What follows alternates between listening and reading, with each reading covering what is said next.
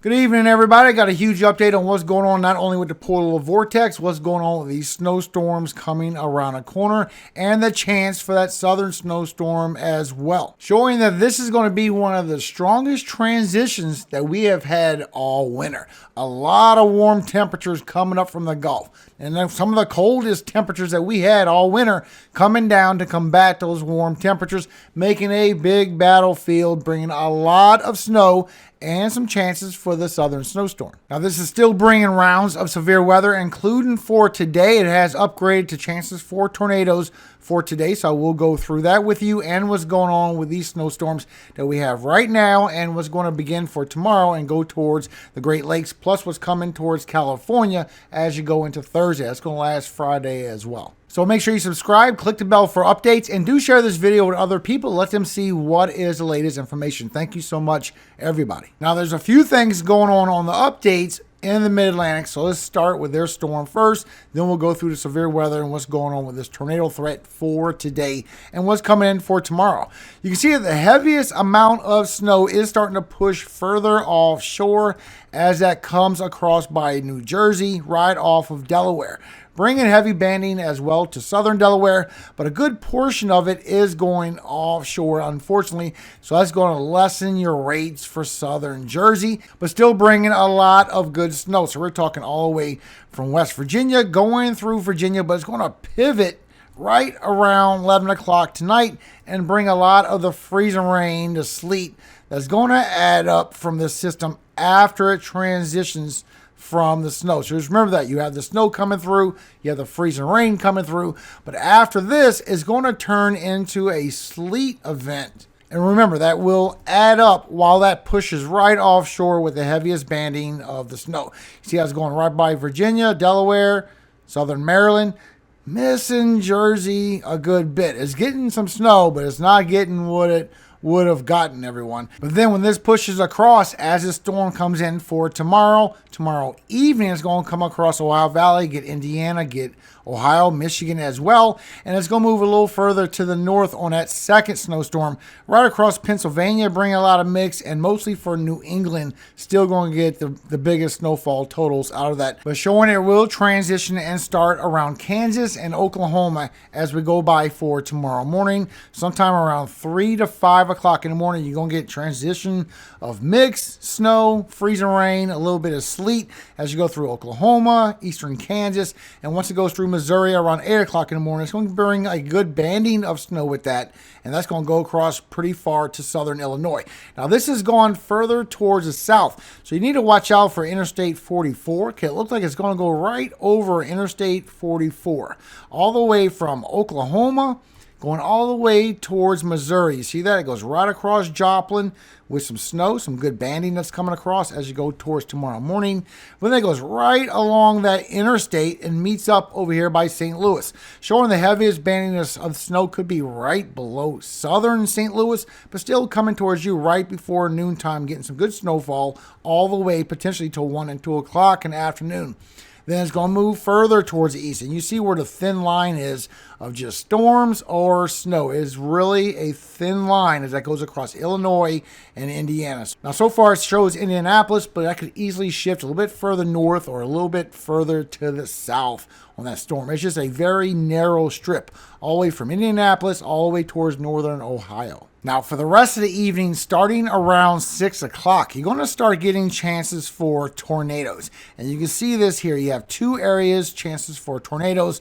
Over here for Mississippi going towards Alabama, getting chances for QLCS tornadoes, quasi-linear convective system, just maybe some cells inside of that linear event. And over here towards Texas, from Victoria over towards Beaumont, you have a 2% also chance for tornadoes. The storms are going to strengthen up later tonight into the early morning as well. So you see, after the storms come through later on tonight, right around 6 p.m., it's going to be shortly afterwards, you're going to get some discrete cells that's going to move through your area. Just be aware there's a small chance to get a spin up out of that as that goes towards Montgomery and Columbus as well. Then some stronger storms are going to come across for tomorrow morning. But over here for Texas, it's going to be later tonight into the early morning hours. You're going to get a few cells that's going to come right off the Gulf. It's not showing it really good on this model run. There's a few cells coming off the Gulf that you need to be aware of. Could get a quick spin up, but it still could bring some damaging winds with it as well, and chances for hail as you go by for tomorrow morning, as that pushes all towards the east. Then for tomorrow, you have your chances for your tornadoes as well. And it has grown to a bigger area. We have a big 2%. We also got a big 5% as well, going all the way into western Georgia. Coming by in the morning with those strong storms coming from Texas, but it really turns into a discrete moment. Once you get around 2 o'clock in the afternoon, you get some nasty cells moving towards Birmingham, Alabama, and you're going to start getting these discrete cells moving right off the Gulf and coming right in towards Louisiana, into southern Mississippi, into southern Alabama as well. And that moves through the evening before it finally becomes a linear event around 10 o'clock and starts bringing in the damaging winds. But that moves a little bit further to the east when that happens. So you get them first over Louisiana, then you're going to get them discrete over here towards southern Alabama, and then you're going to get them into Georgia as well. Georgia looking like more of a QLCS potential, where you could get a quasi-linear convective system, maybe a storm cell inside of this linear event, where you could get a tornado spin up out of it as that moves to the east. And then we still have our day 5 from that storm coming for Saturday, and another one after that. But you can also see on a national blend that it is bringing a good bit of snowstorm. Even bring some lake-enhanced snow for southeastern Wisconsin, where you could get overperformed from 6 to 9 inches right along the lake. So just be aware that you could overperform over towards Milwaukee. So just be aware. But showing a big area of 3 to 5 with hot spots of 6 and 7 inches for northern Kansas, going through Iowa and going through northern Illinois and southern Wisconsin. This is also going right across Michigan and going into Canada. But then you got that next storm system coming in from California for Thursday and Friday, bringing more snowfall as you go through Saturday, adding up mostly for Iowa, northern Illinois, through Wisconsin, and Michigan still showing it's going to grow into a foot, and it could last all the way till Monday, bring a little more towards Indiana, Ohio. Not much, just a little bit more snow. And for the Northeast, that could be where you finally get some snow coming across Pennsylvania, Ohio, West Virginia, and for the Northeast. Wherever you didn't get snow from this first snowstorm coming across Wednesday, as it comes across for Saturday through Monday, that's where you're going to get your snow. Showing that as that goes out through the Northeast, even still some areas could get chances for some blizzards. Not showing a big chance, but there is a little discrepancy here and there, chances for blizzards. But look how it comes down for the following week for that southern storm as you go through Tuesday, showing that it's going to be a battle. Very cold temperatures, negative temperatures, fighting with warm temperatures in the south. Now it's going to come down and bring a cold blast, but for your daytime highs, is going to warm up to where it's going to fight this. Now, if the timing changes a little bit, it would turn into snow, but then it would melt because of your daytime highs. I'm going to show you. It's going to be a very weird path. You're going to have very warm highs, but very cold lows at night as well. Wait until you see this.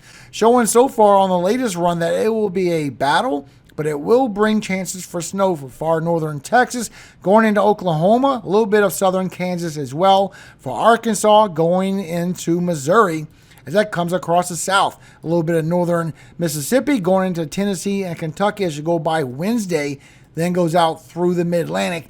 Bring chances for a low pressure to where this all comes right back and feeds into the cold temperatures. Bring you chances for freezing rain and snow for upstate South Carolina, North Carolina, and some of Virginia, and maybe pivoting towards the northeast. The trend has been more of an easterly flow, but it could pivot a little further to the north and be an actual good snowstorm for the northeast right after the south. Now, GFS sees the same thing all the way till Tuesday on the 18th, but it takes it to where it sits there for a while and digs in. Gets a lot of snow for Kansas and Oklahoma, even chances for freezing rain. And it goes up on a high ridge immediately through Arkansas and Missouri, through the Ohio Valley, bringing a lot of good snow. So there's already a big discrepancy of where that low pressure is going to build And where is that going to go? To the east or to the northeast on this next system? So it's still a little too far. All this is an update. This could dramatically change by tomorrow morning. The 0Z run, in my opinion, is the best balloon data, the most accurate runs you will see. Showing with the Euro, because of the temperature battle, it will bring snow potentially towards the south over here for Oklahoma, Kansas, Missouri, going through Arkansas, western Tennessee, western Kentucky, and picking up again from Kentucky, West Virginia, going to Virginia, North Carolina, southern Maryland, southern Delaware, getting hit again. The GFS sees more of that temperature battle going on than a high ridge. So it's two different weather patterns we're starting to see. It all depends on this high pressure that's in the Caribbean as well. Showing it could be a big battleground for Arkansas, Oklahoma, Texas, Louisiana, and Mississippi. Chances for snow, freezing rain, or just a big temperature battle in general. But showing some good news at the end of the tunnel, everyone, as it stretches down with the cold air. You see it stretches still towards Texas, all the way into the Gulf still, going over Florida still. But after you go by the 20th, it starts retracting back a little bit slowly for a couple of days. Now, this is the latest update showing that it will eventually pull away as we go in towards the end of February and starting our spring in March. The Euro is showing that it could last a week longer, and March could start off our spring around the 7th or the 10th. Still showing that the freezing temperatures is coming on down for Valentine's Day and combating a lot of warm temperatures for multiple days all the way until the 20th. Then it's going to start pulling away. And that is going to be a long transition right there. The only difference is you have very warm temperatures combating these cold temperatures, and it literally is a battlefield. So watch this and you don't understand exactly what I'm talking about. So as we go into Monday the 17th, you can see here with GFS, freezing temperatures coming on down. You have the sub-zero temperatures coming through. You can also see with the Euro confirming this, that it will be warmer right along the Gulf, but bringing those freezing temperatures on through. Now the wind chills. GFS confirming, bringing a lot of very cold wind chills all the way towards the Gulf on Monday and bringing sub-zero temperatures all the way to negative 20, almost negative 30 degree wind chills moving through. But look at this. As you go for your daytime highs for that very same day, you was frozen. Now you're back into the 40s and 50s, and you have very cold temperatures on the northern side. So now you have 40s and 50s in the south. You have single digits and negative temperatures moving through the north. That is a big temperature gradient. With the wind chills, it still stays the same, everyone. So you have very warm temperatures combating this cold front from this Gulf, keeping you in the 40s and 50s along the south, while they're feeling like negative 10, negative 15 degree wind chills in the north. Here's Tuesday on the 18th, freezing temperatures pivoting towards the southeast, negative temperatures moving through again, and you can see this with the Euro agreeing. Freezing temperatures pivoting towards the southeast. You will be warmer right along the coast, all the way to the 40s, even the 50s from Louisiana towards Texas. Now, with your wind chills, is going to bring back that cold feeling towards the southeast, feeling like you're in the 20s. And the northern side of the lower 48 is going to feel like you're in the teens to negative 20, negative 30 degree wind chills once again. But look at Tuesday. Here comes the warm temperatures fighting north again. Now you have the 40s and 50s again, all in the south where you were frozen.